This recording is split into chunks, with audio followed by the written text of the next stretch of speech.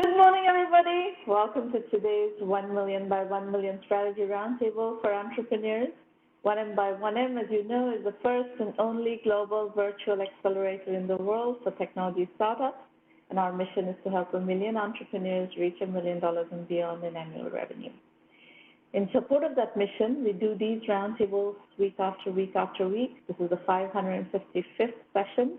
We were off last week for Thanksgiving, but most weeks of the year, I guess 48 out of the 52 weeks, we are doing roundtables, especially in COVID since we don't travel very much. The event is being recorded. Every single recording of roundtables are available on our YouTube channel, 1M1M Roundtables. On Twitter, we're at 1Mby1M and at Romana, and today's hashtag is 1M1M. This is a roundtable, not a broadcast, so we want you to participate, and these would be the call-in numbers. You can also dial in, speak through your computer audio. We'll get to audience Q&A and conversation a little bit later. We have quite a bit of scheduled programming first. We're going to start today's session with Seksom Suriyapa. Seksom is a partner now, very, very newly a partner at Upfront Ventures. I've known Seksom for a very, very long time and invited him to talk today, primarily, however, not as a venture capitalist, but as a veteran of the corp dev world. We've been having a lot of conversations here about exit strategy.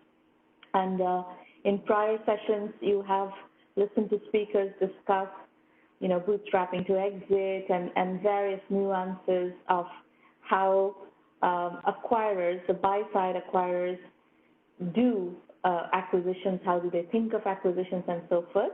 So we will continue that conversation today with Seksom. Seksom, welcome to the show. It's great to see you. Thanks, Romana. Just so grateful to be here and just admire your work and what you do for entrepreneurs. So excited to share. So Seksom, let's start with, I know you are very time compressed today, so I will be very mindful of that. But let's start by having you talk a little bit about your background in corp development, doing acquisitions from the buy side, from various very significant companies before you switched to the venture side. Yes, I've had now 4 stints. It's hard for me to believe as a corp dev leader during my career. I've been at Twitter, SuccessFactors, Akamai, and McAfee. Just hearing that list, you could probably appreciate that it's an unusual list to string together because it really reflects kind of everything from the very bottom of the stack to the top of the stack. So I think I'm fairly unique in that way. I think what's most notable about the times I spent is I've been lucky to be with companies at an important strategic inflection point. So you may remember at SuccessFactors, where I was for 6 years. I joined, basically when it was pretty much like a one product company, performance and goals. And I had the opportunity to really build out the product suite with the product leadership team, which then ultimately led to the sale of the business to SAP for what was then the highest software multiple of all time.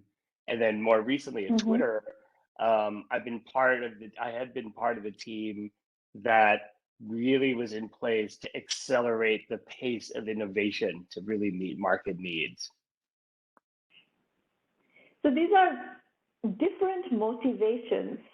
Let me see if I can, facilitate a synthesis of how you think about acquisitions, what to acquire and why. And these are, you just cited 2 very different motivations. So explain how you acquire and why. And I'm going to focus on the buy side in the interest of time. It would be very interesting to learn the SuccessFactors to SAP deal, but for the moment, let's put that a bit on the back burner and talk about what you acquire. Our audience, as you know, we work primarily with early stage companies. We love capital efficient companies. So, so in that spectrum, how do you think of acquisitions, both on the B2B side and on the B2C side?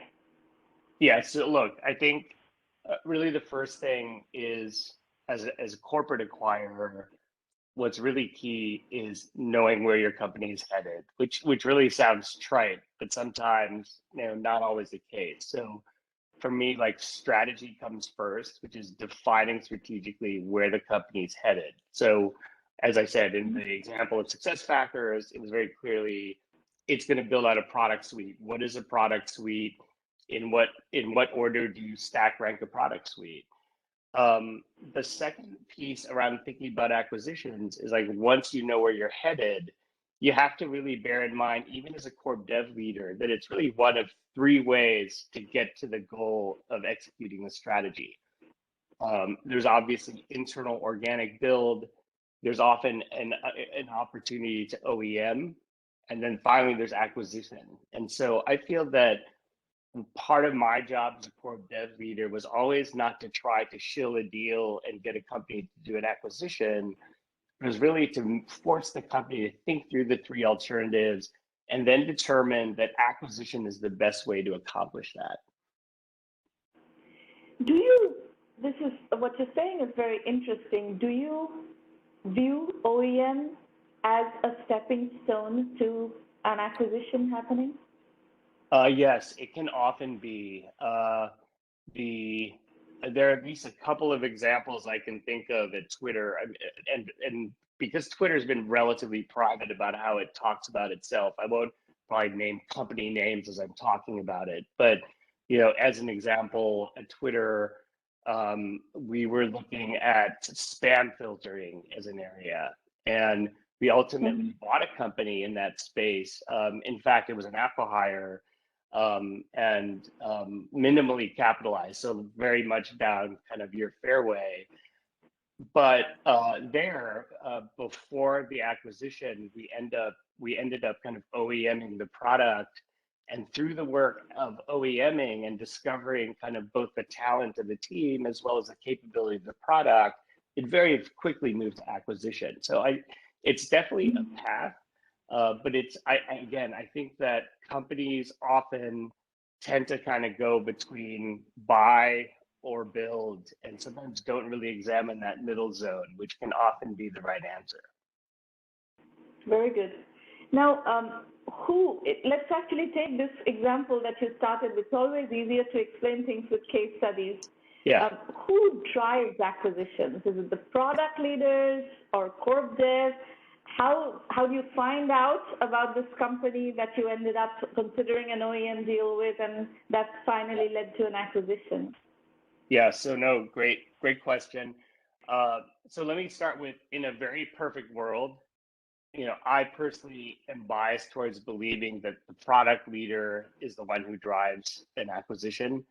I want to be clear that the world is never perfect, and one of the challenges I think on the sell side is to understand, like, who really is driving the acquisition, because a lot of companies, it's a moving target and you get passed around a lot. But in the case of Twitter specifically, it's always the product leader who is ultimately the decider, so to speak. And corp dev is really there as a collaborator and kind of driver of the deal, but not a decider. And so in this case, product had an agenda to, in this case study, to have to figure out, how to filter spam better on the platform. And so the way it would work is, you want to keep product focused on product releases, and therefore, when the two teams are tightly aligned, it's kind of like bringing corp dev into the strategy, kind of explaining what the qualification criteria are for the types of companies they would be interested in, and then giving corp dev a leash to go out and basically scout broadly, and find as many of these types of companies as possible, and then start to vet both which would work from the technical perspective, but then also, like, which teams feel like they would work well from kind of a Twitter culture point of view. And then once that process has whittled down the list to, a few of the top candidates, that would be typically where product then will become much more part of the process. Seksom, how do you orchestrate the scouting process? You know, one of the things that we always consider is kind of staying on the radar of a potential acquirer from the sell side. So Yes. how do we do that, and how do you on the buy side, you know, cast your net, or, you know, keep yourself abreast of what's happening in the industry and various aspects of the industry? Yeah. Well, so I think, so I'll start from the buy side, but then I'll go to the sell side. On the buy side, look, I think in my case particularly, I've been blessed with like being a kind of, I'll quote unquote, like the branded company in the space, so to speak. And so we always had great success in finding companies that were relevant, either because, you know, their investors made sure they were on our radar, or, you know, our often Twitter in particular, there's a really strong network of entrepreneurs who maintain contact with one another. And, you know, usually an entrepreneur would find a way to get to Twitter through another entrepreneurial contact.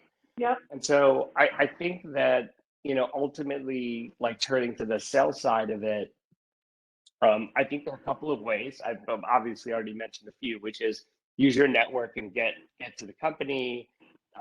The two doors that are usually open are corp dev, who's always interested in talking to as many companies as possible and get to know them early.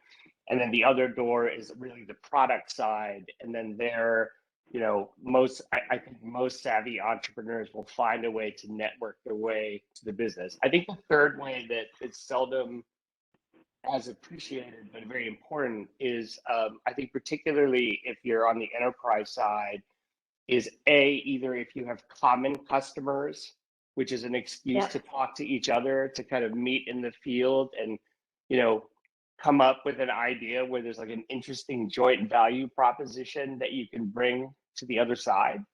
I think the other thing which really gets you on the radar of an enterprise company is when you win customers in sales cycles against them. And so, like, if you know you're regularly beating somebody, this is actually a great way to get you on the radar of that somebody, because they don't like to lose if they're playing against you. Yep. Great. And, you know, I want to underscore one thing to our listeners here. You know, you always feel like, oh, are they going to talk to us? You know, on the corp dev side or on the product side of the acquiring company, oh, are we too early? Are they going to talk to us, etc.? Actually, they want to know about you as much as you want them to know about you. So it's a motivation on both sides of the equation to get acquainted. So please do not underestimate the importance of making that introduction through your network, through, you know, other fellow entrepreneurs, through us, through anybody you know who can intro you into that company, maybe potential customers or joint customers, competitors, etc. But you want to be on people's radars. People cannot acquire you if they don't know about you, and you could be too small and they haven't found out about you yet. You want to make sure that you are on the radar of potential acquirers. Yeah, and I'd love to build on that point, Sramana.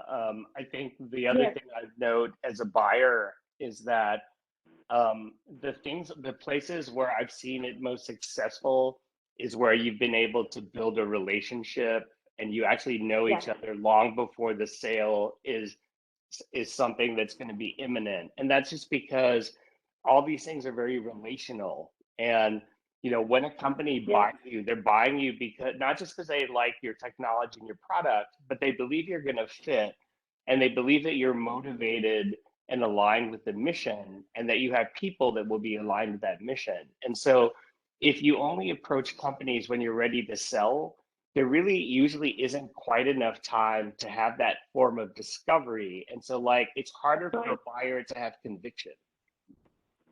Yeah, very, very true. What role does valuation play in whether an acquisition happens or not, Seksom? Yeah, this is kind of a tough one, because I think the reality is that it tends to be the issue on whether a deal happens or not.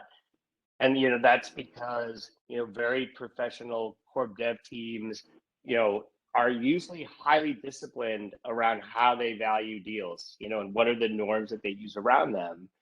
And then similarly, in the case of venture-backed companies in particular, they have investors that kind of similarly are, looking at the end of the day to maximize investor returns. And then, that kind of constant tension between the two causes these deals to be very valuation driven when, in fact, there are a lot of other factors beyond valuation that are important.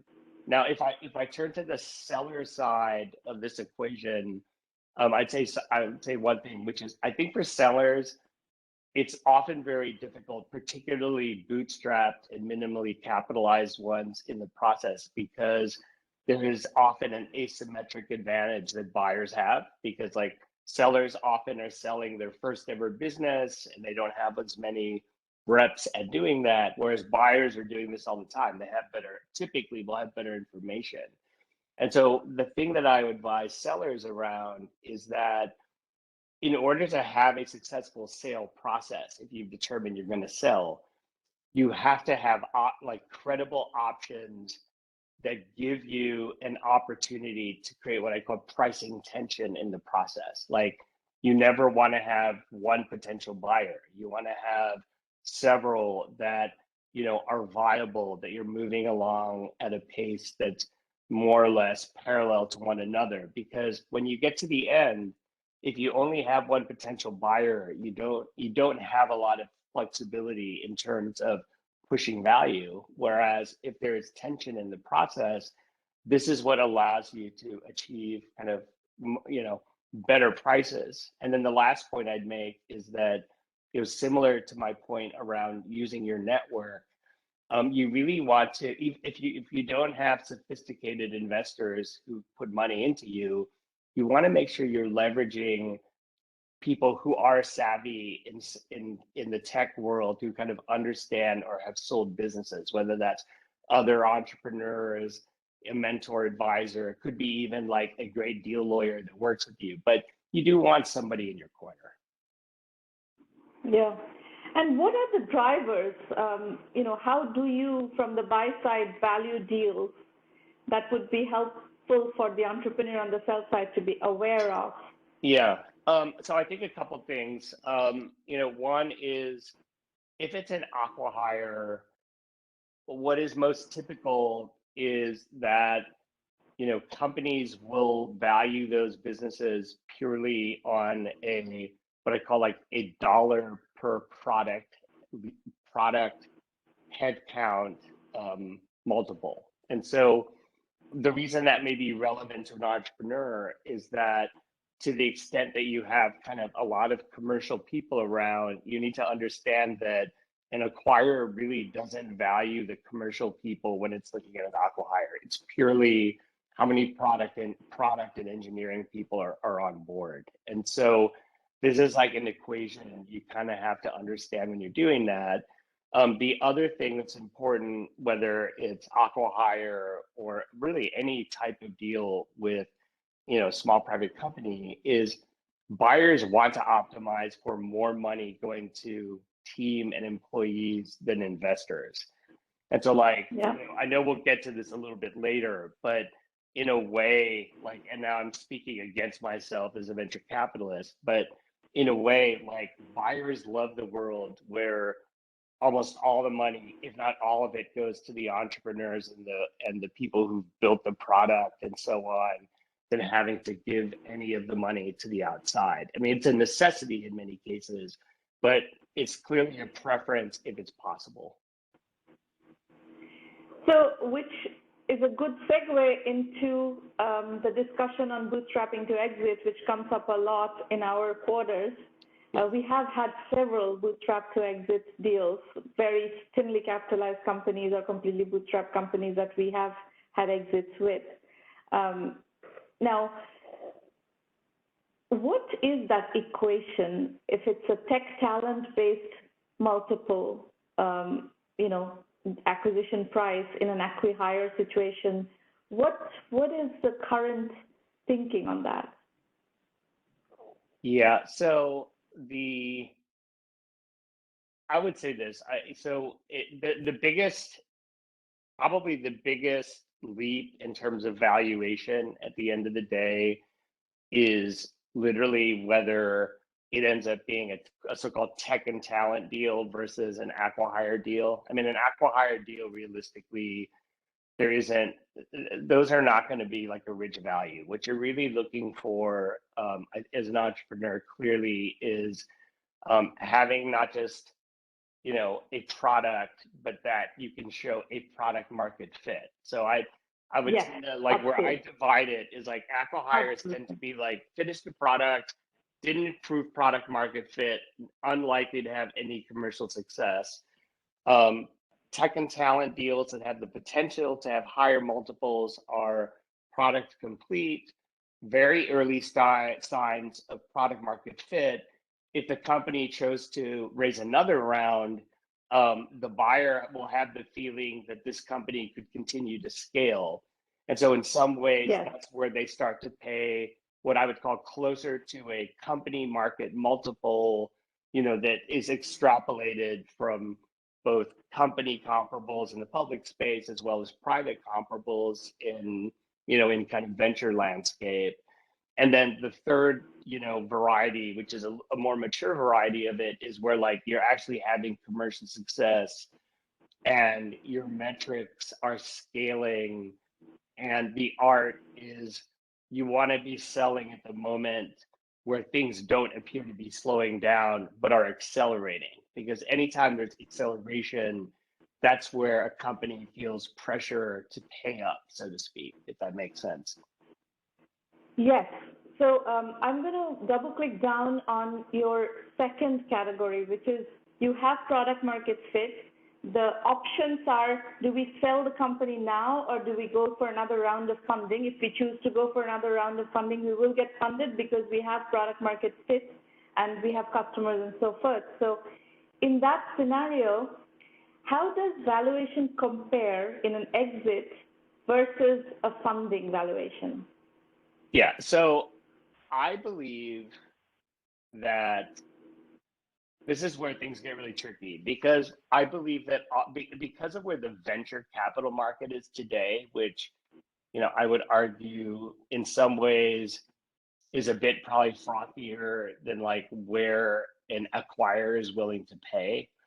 I think often the sticker price on getting venture money will look very attractive from a valuation point. Like if you're just comparing dollars from a valuation point of view.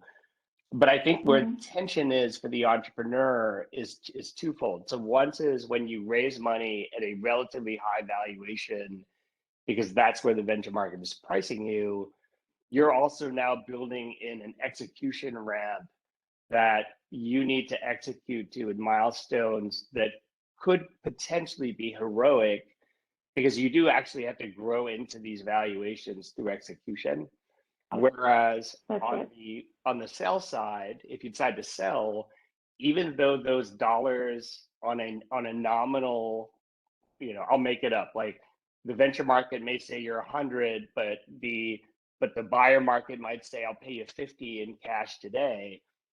The difference between the two, honestly, is if you get the 50 in cash today, you have whatever return you have, and now the execution risk has really, in a way, passed to the company. Not like you don't personally now have the execution risk of, hey, can I ramp either revenues or users to the point where I could justify the fact that I just got valued at 100 million, even though like I'll call it like rational multiples say I'm worth more like 50. Yeah, very good. Now, what tension do you experience in negotiating with companies that have a lot of venture capital versus the ones that have smaller amounts of capital? And this is particularly relevant right now, given that the valuations are ballooning absolutely. Yes. Given what's happening in the venture market today, how would these companies ever find strategic exits? They're all thinking that they're all going to be unicorns, they're all going to go public, and the public market is going to support this kind of valuation. How are these companies ever going to find strategic exits? Yeah.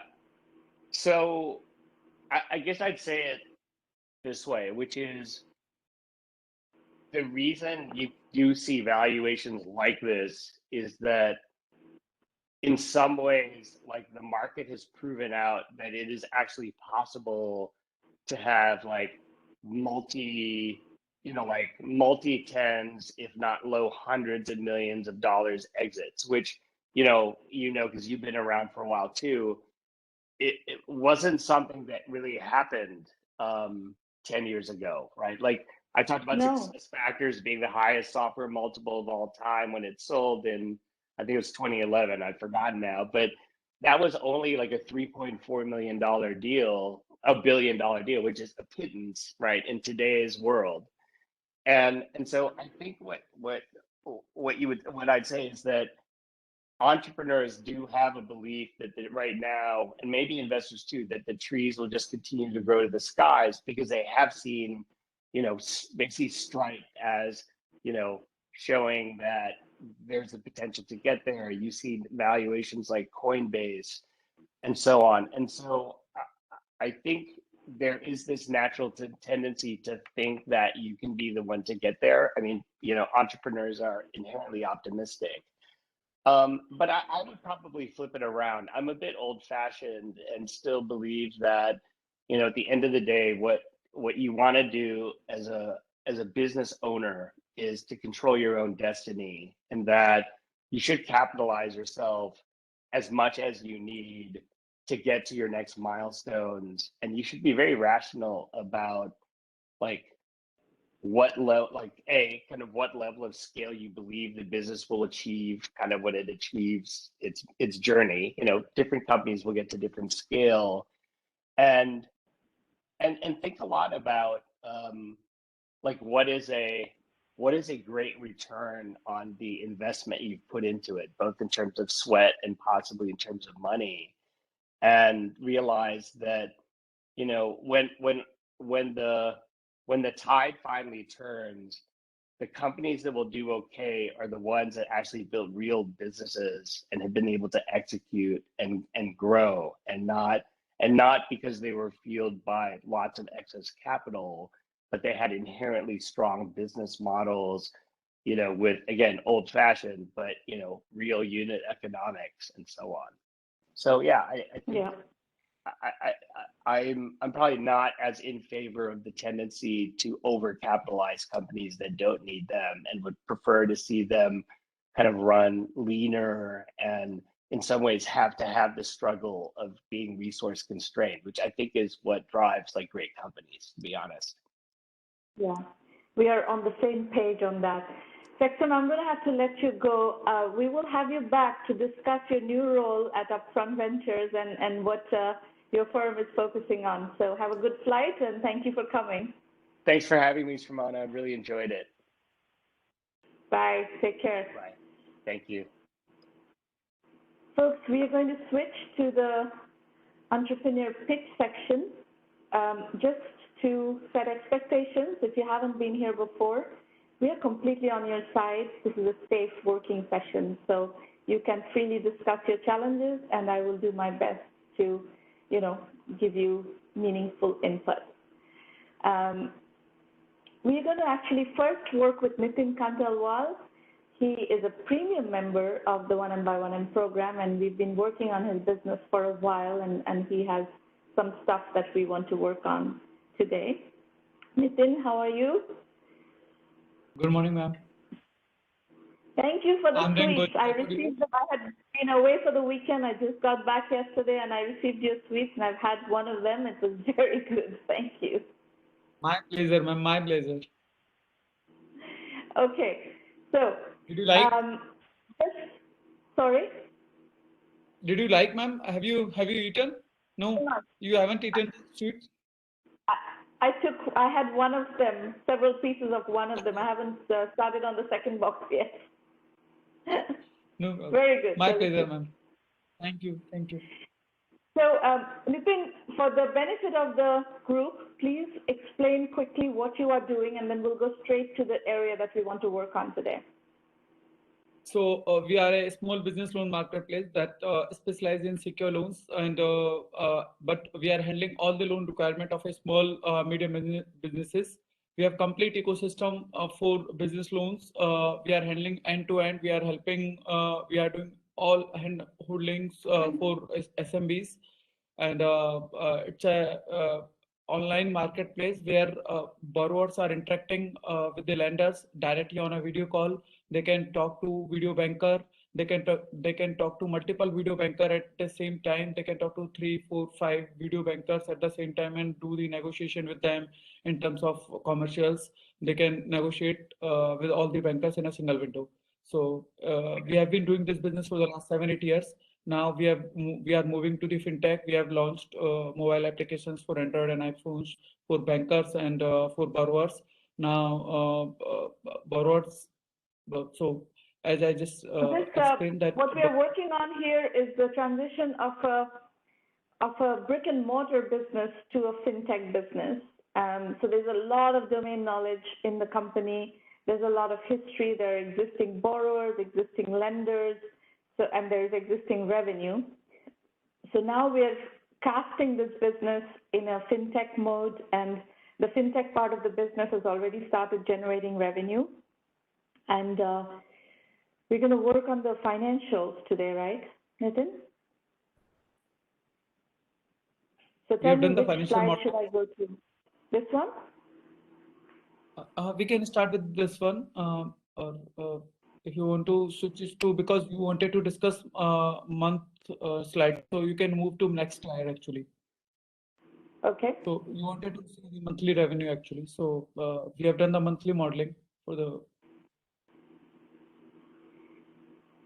So this is in US dollars? This is in US dollars. Thousands of US dollars, yeah? Or millions of US dollars? No, millions of US dollars. Millions US dollars. Sorry? It's million US dollars. It's million US dollars. Yeah, okay, you have that there. Good. Okay, so summarize this for me. What is the burn? How much cash are you burning? There is no burn actually, is it? There is it's not like that. In the first month there is a burning. In the second month also we are burning, but we will start generating revenue second month onwards. So this second month onwards we will start generating revenue, the same revenue which we are generating now. And can you talk about, let's say there is zero revenue for 6 months, what would be the burn? So cost per month is so 6 months it would be around it's 0.34 for first month, and accordingly it's 0.42 for second month, and it would be around just a second, I'll just calculate it. About 2.6 million, 2.7 million. Let's call it 3 million. Not more than that. It would be it would be like, yeah. So total burning is 7. If that happens in a 12-month period. Sorry. About 7 million, I think, is your 6-month burn. Yeah. Second. Non-revenue burn is 3 million. No, 12-month non-revenue burn is about 7 million. Right. So, 2.91 for 6 months. Yeah, roughly. So those are numbers that we could work with. We could raise 3 million. We could raise 7 million. Either of those are reasonable numbers to raise for a first round. It really depends on, what do we want to mitigate for, and how confident are we about these revenues and so forth. There's one other thing that I would advise you to do, Nitin. when I asked you last time when we were working in the private roundtable about your engineering cost structure, you gave me a relatively low number. And I have a little bit of concern about that because engineering costs are high. You know, engineers are expensive and engineering teams are expensive. So who is helping you determine that engineering plan, cost structure wise and everything?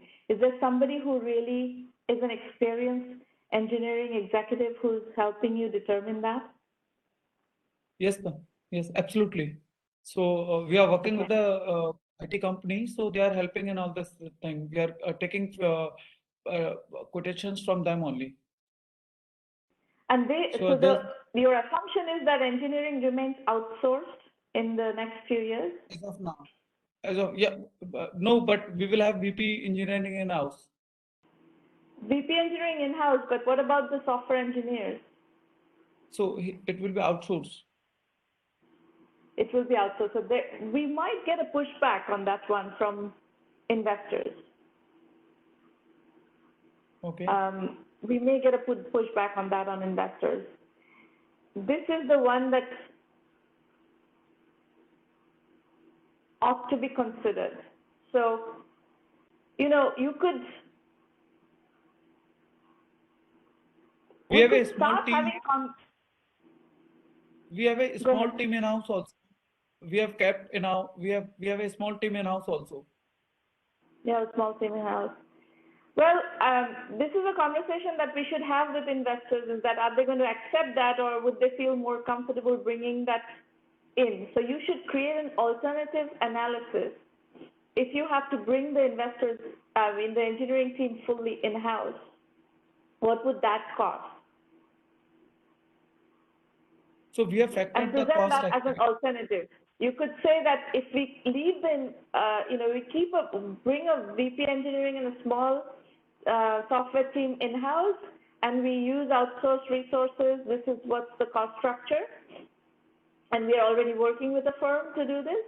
Now, if we want to bring the engineering in-house, then there's a much bigger investment involved. And what would that investment be? And you need to create an alternative structure for that. So we have to think about scenarios. You know, we can start conversations with investors, but we will need to create scenarios and see where is the comfort zone. And we do need to hire that VP of engineering also. That's not somebody you have identified. That is somebody we have to identify, find, and bring on board.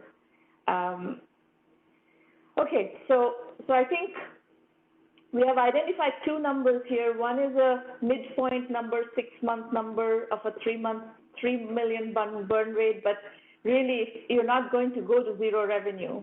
You're going to have, you know, significant revenue, and you're going to, actually you're not going to have a 3 million burn in 6 months. You're going to have a lot lower burn. You're going to have maybe $1 million burn at most in 6 months, right? With revenue. And in the 12-month period, you're going to actually be profitable, most likely. So even if you raise, free cash flow. We will have a lot of free cash flow also, actually. You will have a lot of free cash flow, so you have opportunities to make those decisions as we go along. So I think those are both reasonable numbers. Do you have a comfort zone in raising 3 million versus 7 million? No, so my take on this is that we should keep in mind, and we should raise funds factoring the cost for 2 years actually. You should raise for 2 years. 2 years. 2 years, assuming what? 2 years, assuming this. 2 years, assuming no revenue. 2 years, assuming significant revenue. Significant revenue. The current revenue. Current revenue. So what is that Assuming this number? revenue. If you raise for 2 years, assuming this revenue, what is that number? So it should be around 20 million. 20 million.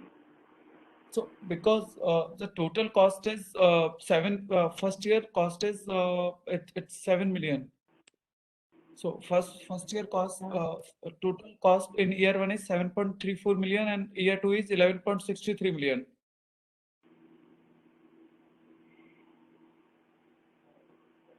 And your current revenue is what, 1 million? Current revenue is for year 1 is 10.57 million. Your current revenue, this year 2021 revenue will be 10.57 million. No. Okay. So you are talking about the current revenue which we have right now. Yeah. It's 500,000 approximate. 500,000.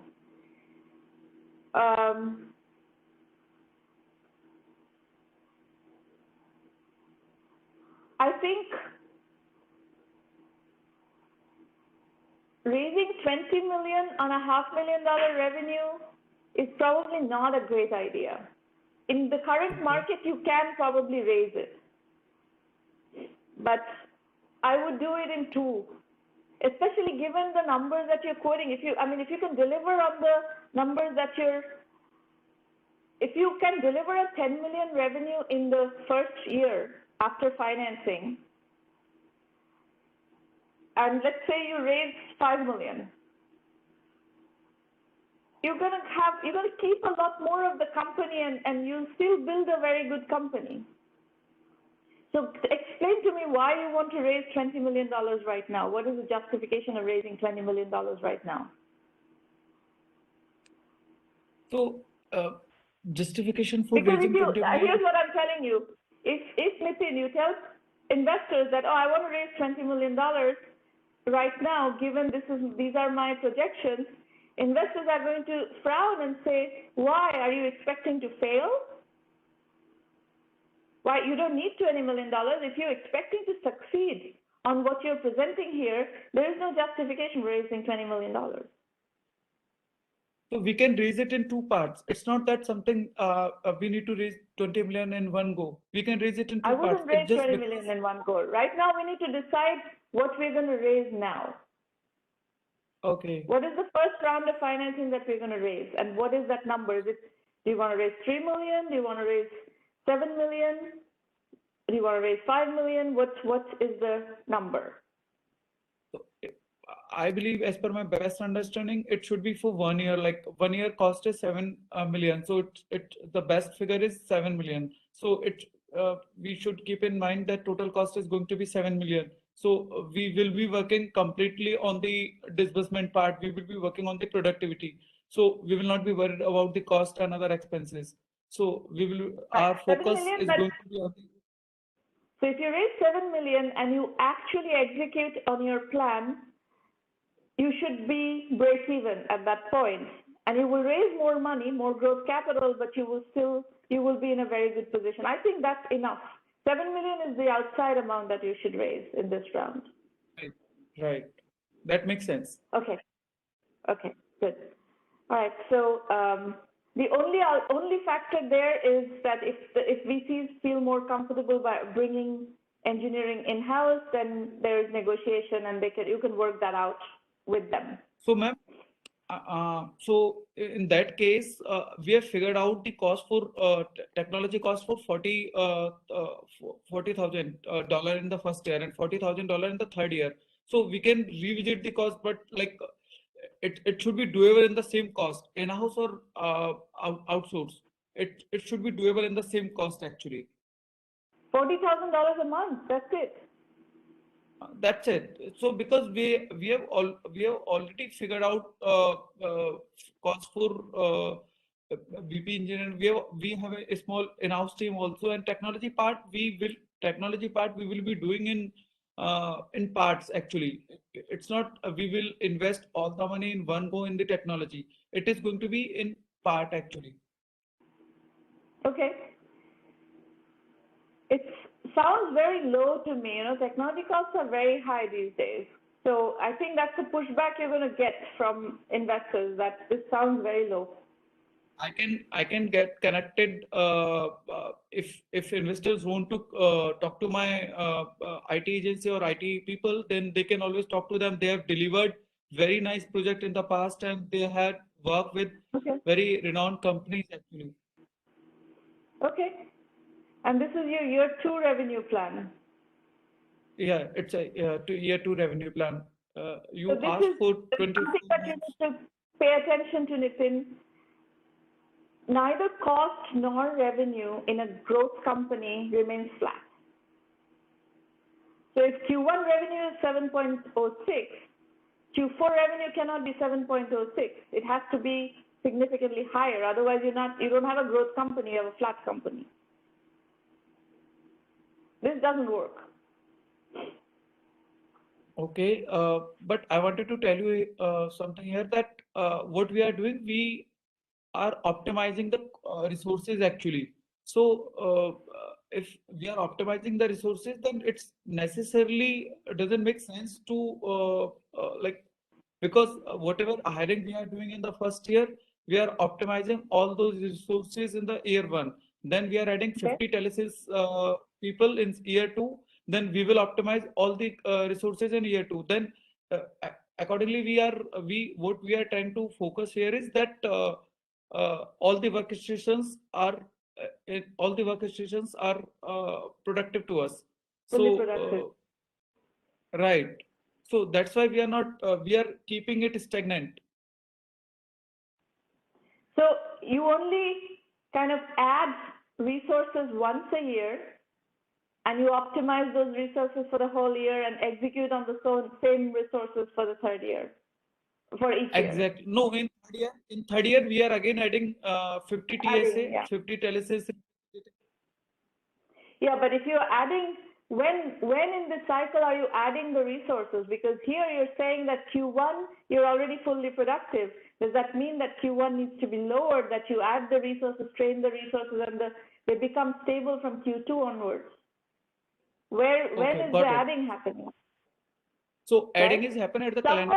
So at some point there needs to be a progression, right? From 50 telesales agents to 100 telesales agents to 200 telesales agents. There's going to be a projection that you need to capture in your financials. Got it. I would say that is primarily, that is my main feedback. So go do that analysis, and next week in the private roundtable we can go over it, and you're getting pretty ready. The next thing I want you to do is fill out the incubation radar questionnaire so that we can do a story on you, which is what I'm going to use to introduce you to investors. So you'll work with my colleague Jo, who is in Mumbai, and she will, put the story together, but you're going to need to provide her the material. So Maureen, could you provide Nitin with the incubation radar questionnaire that he can fill out and send it back to us, and we'll have you connected with Jo to work on it. Okay? Right, ma'am. Any other questions, Nitin, before we move on? No, so I wanted to add here that in the past year we have added the resource cost actually. So year 1 cost factors the cost for year 2 and so forth. Oh, so year 1 factors in the cost for year 2. You're adding at the end of year 1 for year 2. Then it's fine. No. As long as it's added somewhere, it's fine. It has to show up somewhere. That cost jump needs to show up somewhere. So cost has jumped actually. So if you'll go through the cost, then you can see the cost has jumped. Cost jump, okay. In Q4 of year 1, the cost jump happens. Yeah, I believe so. Yes. Okay. So check that. As long as there's a cost jump in Q4 of each year, then you can say, you're going to be stable, hitting the stable state in terms of, because the problem I saw is that your cost is flat. No, if cost you look is at not your flat. Slide, the cost is flat. No, in year 1 and in year 2, cost is not flat. Well, check that. Check that. I think you got my point. So just check that. Right. Then we're Okay. good. All right, we're going to move to the next entrepreneur. You're very welcome, Nitin. Binu is the next one. Binu, could you please unmute your line?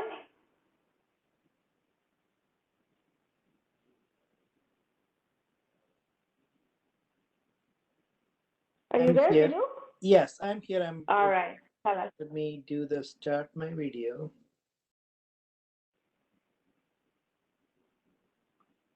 There we go. Please go on. Oh, I think it's a dual. Just give me a second. That's better. All right. All right. So, hello and good morning. My name is Binu. I am from Bellevue, Washington, and my company is ExtraSlice Office Space Simplified. So the first question that comes on the office space is that, how come the office space? This is the worst affected during the pandemic, and why we are doing that. So what we believe is that office space is the commercial real estate space is totally affected, and office space is going through a huge transformation in that industry. So every company is looking for how they are going to utilize their office spaces for their employees and for their own collaborations. So this is the best opportunity to happen a disruption in the industry. And this has been true with Uber. This has been true with the previous version of office space, that is WeWork. This has been true with Airbnb and all those things. Because when the economy is changing and there is a transformation, that's where the disruption happens. So what's the problem here? The problem is, if you look at the leasing an office space, everybody hates to do that. Whether you are a corporate decision maker or you are a small business owner, nobody wants to do it because it's a completely different area where larger brokerage firms control, and they still uses the old process. And if you look at the residential real estate in the US, there are Redfins and Zillows and Trulias and all those companies came in and made very visible data points, and so that made people to make decisions faster, and there is more transparency into that. But in the commercial real estate, that's not the case. And that's one of the reasons you saw a sudden rise in co-working spaces and shared office spaces. But what happens there is that's a one-fit solution for everybody. And from our experience, what we realized that these companies go and get the shared office spaces or co-working, not because they love the community or not because they want to collaborate with other companies. That's because they are going for the flexible terms. And next slide, please. So our mission is to make the office space leasing and operations seamless, rapid, and flexible, so that any technology leader, middle manager, or top level manager can make those decisions quickly with the data points and their options, and get the offices ready so they don't have to worry about anything else. It's like an end-to-end solution. If you look at the fly homes, that's in the residential real estate, that happens. That's where we want to be. That is, it should be as easy as setting up your Amazon cloud or buying something from Amazon. That's experience we want to provide. Next slide, please. So how do we do that? So what we are doing is that we want to bring a software platform where we connect the landlords and tenants. And tenants can do the search and shortlist, and they can do the transaction online. That, okay, from 3 choices, because it's going to be an AI-driven decision engine. So they can choose the locations, they can choose their budget and number of employees they want to do, and they can choose the configuration of the office as well. And on the other side, we bring those all the services, so that if you look at the space, and that is the office space, and on top of that we stack up the services on that and provide a full service, so you don't have the headache of managing each and every piece of running an office every day.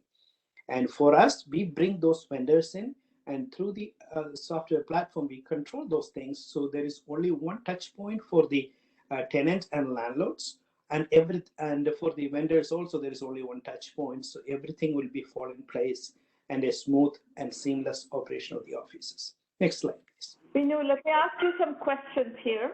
Yeah. What are you assuming? Obviously, this is not happening in vacuum, right? There's a lot of people out there right now with large leases. They already have leased a lot of space and they don't need that much space. Are we talking about subleases, or are we talking about, you know, landlords who are sitting on leases that they cannot close because it's too big or whatever? What is your assumption here? Yeah, that's a right question here. Right now, in most of the real estate market, the inventory is going up because of the subleases and the leases that got terminated, and or the business that walked out, and the landlords and subleases are also increasing. Except, so both are part of this. Sublease and landlord are part of this. Correct. Supply side of the inventory. Yes, that is correct.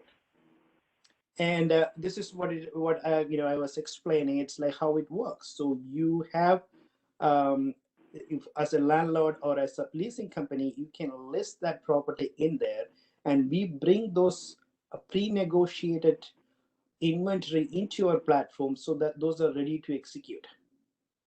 And so this is the screenshot of what we are building, and actually there is a beta version that is almost ready to be released. So this is how you look for, and we offer 3 kind of configurations, and that is, one is the as it is, that is the warm shell. That means you are looking only for the space, but you are not looking for any services, so you are doing it by yourself. The other one is we do basic layout. That is, means everything is ready, but this on a basic form. That's not an expensive or luxurious offices. Then we do the premium. Premium means that you have more square feet per person, and you have more collaboration space, and you have upgraded furniture, you have more supplies to your kitchen, and your infrastructure is higher and more reliable. So that's what we do. So looking at the market, what's the opportunity here? So the total office space market in the US alone is about 200 billion to 300 billion. And out of that, if we look at it, it is the annual lease, that's annual lease value. And you look at it, it's like more companies are looking at like, okay, we want it faster, and we want it to like 1 year, 2 year, or even for a 6 months. So that market, we call it like on demand. And that is estimated by all the research firms is that it's going to be by 60 billion by 2030. And it's about, I would say it's about between 5 and 10 billion right now, as of right now. And next slide. And where are these numbers coming from? Oh, these are from the CBRE and JLL research labs. Source. There should be a source here. Yes. So this is another way to look at it. So basically, what we are saying that the 30 billion current addressable market is in the US. This is what we are looking at the Seattle, and so the sweet spot. What we are doing is that anywhere the single private offices, anywhere that is 1,000 square feet to 20,000 square feet in size, and 20 people to 200 people in terms of number of people coming into their offices. So and the term size of about 6 months to 36 months, that's our sweet spots we are looking. And 80% of the leases, that is traditional leases that used to happen before the pandemic, falls into that range. And this is how I talk about the competition. Like I said, This is like end to end. It's not just you do the transaction, because even though CBRI, JLL, like traditional real estate, that's our biggest competition. They are large firms, but these are like independent brokers working in each cities, and that's why it is a fragmented market. Because even if you're working with a CBRE in San Francisco, and you want to get an office in Seattle, you call your San Francisco broker, and San Francisco broker call the Seattle broker, and they do those transactions together. The range we are looking at is like 2-year, 3-year leases. That's our sweet spot I already mentioned.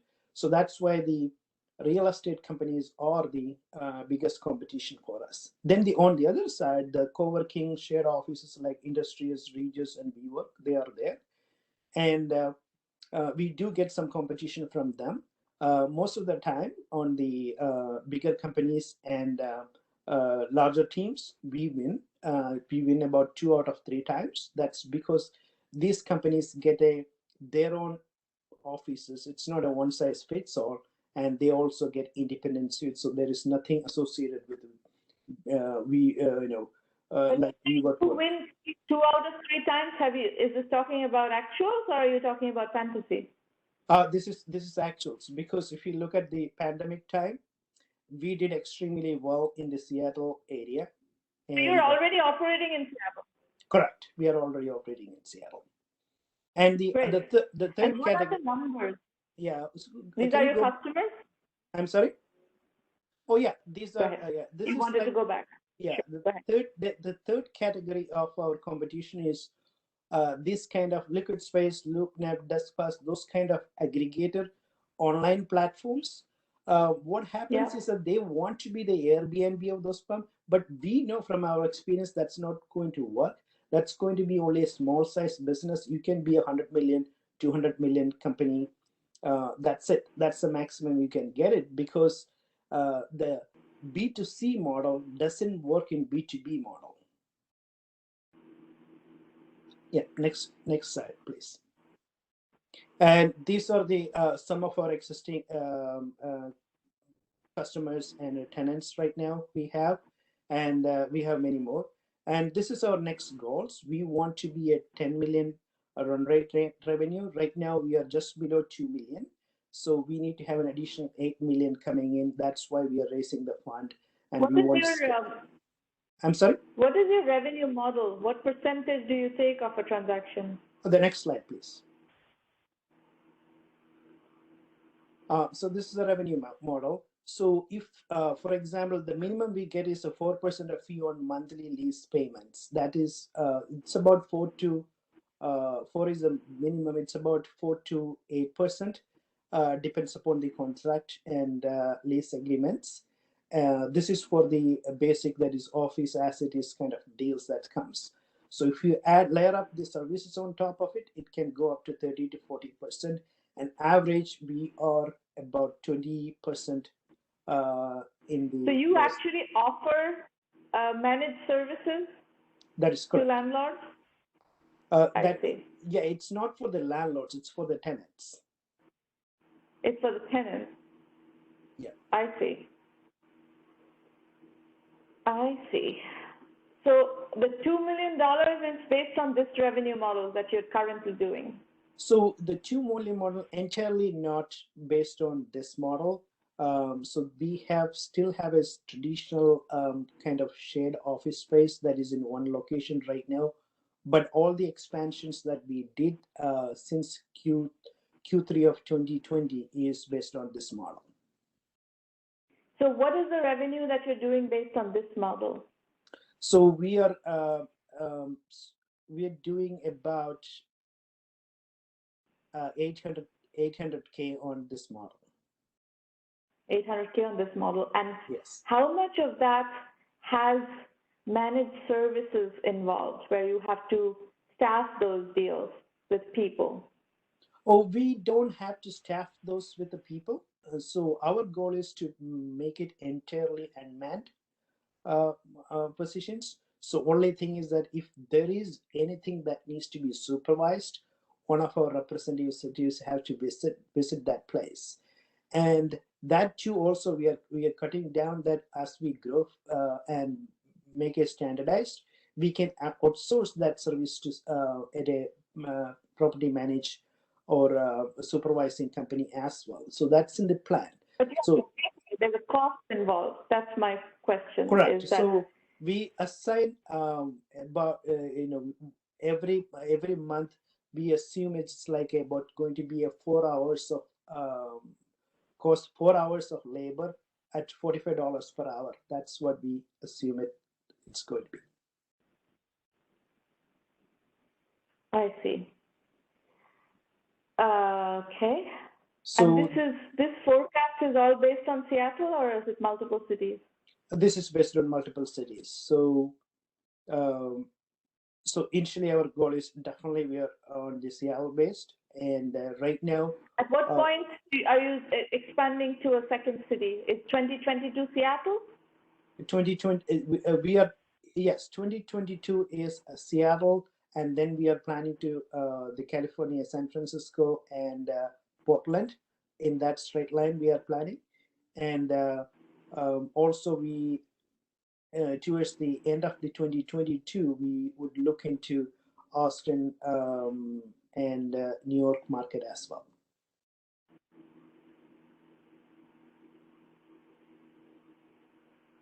Okay. And this is the team, and our team is right now very lean. We have so that's how we were able to capitalize on the change of the pandemic and all those things. Both Meghna, she's the CEO, and she and I come from technology background and with a very high level passion for real estate. And we went into the commercial real estate because after we started business, what we realized that this is really a pain and on getting office spaces. That's how we got into this this market. And all right. Yeah. What brings you here, Binu? And we are right now we are live on WeFunder, and we have a 2 million target round that's going on WeFunder, and we also have that's a regulation CF round going, and then we also have a regulation D round going on fundable.com. So the reason I wanted to reach out to you was that I wanted to I heard very good thing about 1Mby1M, and I've been following for you for a while, and I want to see how we can get this help on getting this round, and also we will have to have another round going after probably the later half of next year. So I wanted to get it prepared for that and need your help and support on that. Okay. So these so are like all of those things that you're looking for are part of the premium program. You probably know about the premium program already since you've been following me for a while. Let me actually go to, for your benefit as well as other people's benefit, let me just explain how to use 1Mby1M for those particular reasons. There are, I have question marks on strategy, and, your pitch should cover some of those questions. You told me that you want to start with Seattle, and then you were talking about expanding to a lot of cities right away. What is the cost of expanding to a city, and what is the benefit of, leveraging a city where you are well positioned already? What is the TAM for Seattle, and how much of the TAM can you factor in? Is it the best strategy to go into 10 cities at once, or is it the better idea to go to 1 city, 2 cities? Those are questions I haven't really fully analyzed with you. I would, if I were to send you out for financing, but I think your concept is good, as you've proved with revenue already. So I think you should be able to raise financing. Let me explain how to use 1Mby1M. You can ask more questions after that. Folks, if you like what we're doing here, please refer 1Mby1M to serious entrepreneurs. Everything is at 1Mby1M.com. This is a fully virtual accelerator. Anyone, anywhere in the world can use it. So it is we have had no change in our workflow in the pandemic. We have been working exactly like this for more than 10 years, and we continue to work exactly like this going forward. The only thing that has changed is investors have become more amenable to our way of thinking, and they're now more comfortable funding companies that are not local to them. That's the only major change that has been actually completely in our favor, because we have always believed that entrepreneurship can happen anywhere in the world. So in terms of resources, the free resources, the blog is free. You can use the blog as much as you want, and all kinds of syndicated content through the blog. The Entrepreneur Journeys book series is a good starting point. There are 12 volumes of books. You can start learning through that. These roundtables happen every week. You can use them as much as you want. The premium program is where you get extensive methodology guidance, pitch feedback, pitch iterations, strategy iterations. You have access to our full digital curriculum. We help you with business development where we have contacts and you want access to those contacts. We give you those contacts access. There's strategy consulting in this mode in our private roundtables. And of course, we have an extensive network of investors that we work with and introduce you to investors as needed and when you're ready. By the way, we've been doing acquisitions as well. You know, all these discussions that you're hearing about exit. We have done several exit deals, and that's also something you can come here for, and we will introduce you to our Rolodex on that. And we have a lot of clout in the media, so you do get exposure, media exposure through the program also. Mm-hmm. The self-assessment on the website is a tool. It's basically the investor due diligence questions. You're very welcome to use them to prepare your pitch. There's a bootstrapping course, free bootstrapping course on the blog that is pinned to the top. You should be able to access that, and please go through that. It's less than 1 hour, and it will give you a good idea about our philosophy. Another new tool that we have introduced earlier this year is our suite of Udemy courses. Very reasonably priced. You know, if you follow their promotions, the courses are, you know, somewhere between $40 to $90, but if you use their promotions, you can acquire them in the $10 to $15 range, and there are a lot of courses, about 30 courses that you can access and start learning that way. The full curriculum 1M1M is available as 1M1M Basic on a subscription basis, $99 a month. You can learn that way as well. So whatever suits you is fine. Go dig around on the website, get to know the program, what to expect from premium, basics, video FAQs, description of the curriculum. We are a case study-based program. We have thousands of case studies of successful entrepreneurs who very generously share what they're doing, how they're doing what they're doing, what's working, what's not working, so you get lots of blueprints. Investor introductions, there are policies. Just by joining the program, you don't get introduced to investors. You have to meet certain criteria. We have to deem you fundable. So if you think you're fundable, we will open our Rolodex of investors to you, no problem. So Binu, yes, you're absolutely welcome to join the program in your investor quest. Our methodology is lean, capital efficient, bootstrap startups. We want you to validate first before we go out to raise money. And it's great that you've done that, Binu. That's pretty much it. We have 2 more roundtables in December before Christmas, and then, you know, January is going to be business as usual. All 4 Thursdays we have roundtables. So we are ready for questions. Yeah, I have a question Yes. here. It's like on this ones, is that you know, sessions are 101, or is it like how does that work? The private sessions are all like this, but only for premium members. I see.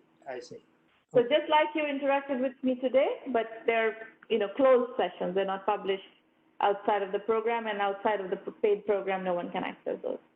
I see. Okay, got it.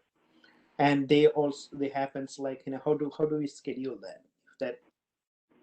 Maureen will help you schedule that. You will just interact with Maureen, and she will schedule you for sessions. The sessions are every week, so you will have lots of opportunity to come to those sessions and interact. And no one has ever complained about not getting time with me. yes, that's good. And if I understand correctly, you are completely dedicated. You're full time on this, correct? I'm full time, yeah, Yes. absolutely. Our team is fully committed for more than 10 years now. Congratulations, getting the Thank you. one of the premium programs down there. So if you have questions about the 1M program, folks, you can also call up Iridia Patterson by, send her an email or text, and she will schedule with you to answer any other questions about the program. She'll do WhatsApp or, Skype, whatever format you prefer, but she'll be available to talk to you as well. Deepak is one of the entrepreneurs who went through an exit with us. I had introduced him to the CEO of CEO of Qualys, and they got acquired through us. Anyway, that's it. If you have any other questions, I will be happy to answer. Otherwise, we are done for today. All right. I hope you all had a good Thanksgiving. Thank you. And be very careful about this new Omicron business. We don't know enough yet. So the best thing we can do is be careful and mindful, follow, all the ground rules of a pandemic, masks and social distancing, and preferably not too much travel right now. And stay safe. Vaccination, of course. Bye, everybody. Thank you for coming today. I will see you soon. Bye. Bye.